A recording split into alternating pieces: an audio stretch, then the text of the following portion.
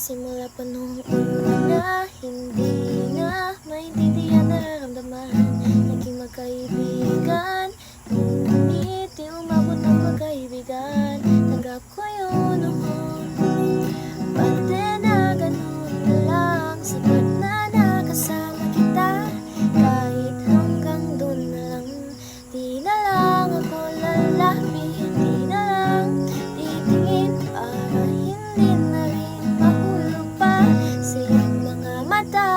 Siguro nga na ba mahal ako sa'yo?